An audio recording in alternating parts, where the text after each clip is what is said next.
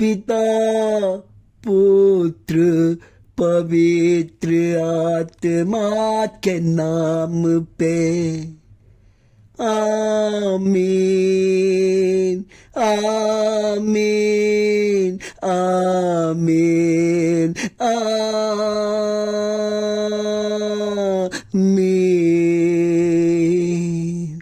ओ पवित्र आत्मा आजा आजा आजा आजा ओ पवित्र आत्मा, ओ मेरे यीशु का आत्मा, ओ मेरे यीशु की माता का आत्मा, ओ पवित्र माता मरियम आज हमारे प्रार्थना में आजा। माँ यीशु की माँ, यीशु को गर्भ में रखने वाली माता मरियम आज मेरे प्रार्थना में आशा। धन्य तू स्त्रियों में, धन्य तेरा गर्भ का फल यीशु। हे संत मरिया परमेश्वर की माँ, परमेश्वर की माँ हमारे आज प्रार्थना में आशा, आज हमारे प्रार्थना में आशा। एलिजाबेथ ने संत लूकास अध्याय 42 में इस प्रकार कहते हैं कि वह ऊंचे स्वर से बोल उठी, आप नारियों में धन्य है और धन्य है आपके गर्भ का फल यीशु।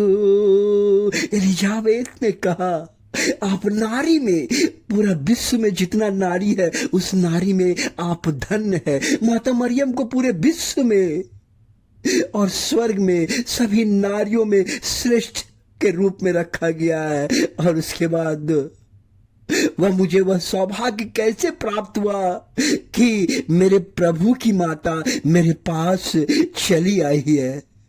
जब माता मरियम एलिजाबेथ के घर में गई तो इस प्रकार बोली और बोलता है कि क्योंकि देखिए ज्यों ही आपका प्रणाम मेरे कानों में पड़ा, बच्चा मेरे गर्भ के आनंद के मारे उछल पड़ा। और धन्य है आप जिन्होंने यह विश्वास किया है कि प्रभु ने आपसे जो कहा वह पूरा हो जाएगा। तब मरियम बोल उठी, मेरी आत्मा प्रभु का गुणगान करती है।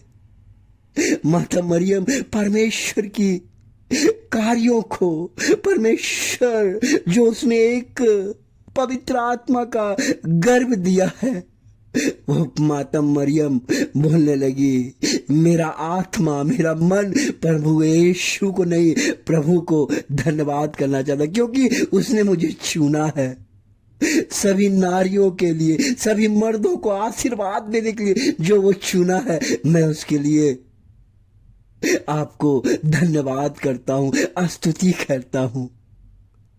आज कई लोग हैं जो माता मरियम के चरणों में झुककर प्रणाम करती है और उनसे आशीष और चमत्कार पाती है। अचानक एक दिन वेलंकनी के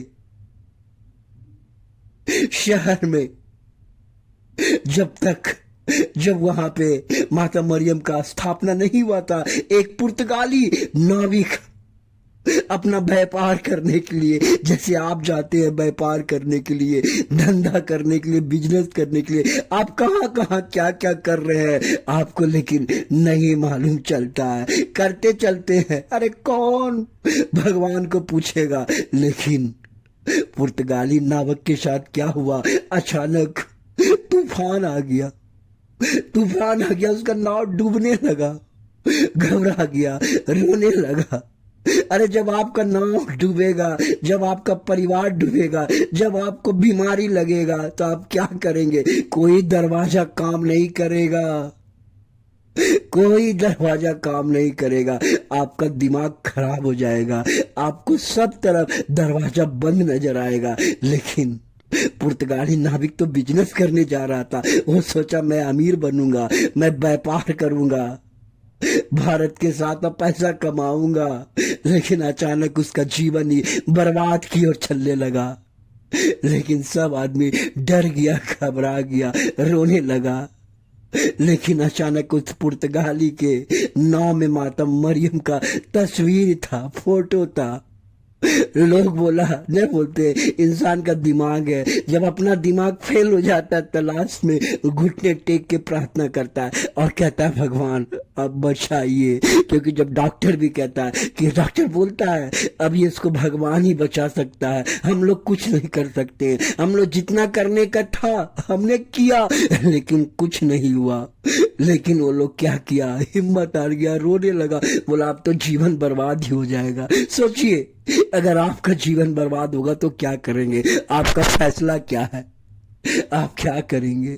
अगर आपके चारों बगल दरवाजा बंद रहेगा तो आप क्या करेंगे? अगर आपको बीमारी घेर लेगा तो आप क्या करेंगे? आप तो यही करेंगे अगर कोई ईश्वर है जो मेरा सुन ले। लेकिन उस वक्त सब रोने लगा, जहाज में इतना आंधी तूफान लगा डूब जाएगा। डूबने के बाद तो उसका जिंदगी, मौत का दरवाजा खुल चुका था। लेकिन मौत के दरवाजे खुलने से पहले उन्होंने एक अच्छा काम किया, एक अच्छा काम किया कि उसने माता मरियम के पास घुटने टेक कर बोला, प्रार्थना किया, बोला माँ माँ बचा लीजिए, माँ बचा लीजिए। अगर आप बचा रहे हैं तो जहां पर मेरी जहाज लगेगी वहां पे मैं आपका आराधना करूंगा। माँ तुरंत बचा लिया। आज जानते इतना अद्भुत चमत्कार हुआ। आज आपको माँ के पास रोना पड़ेगा।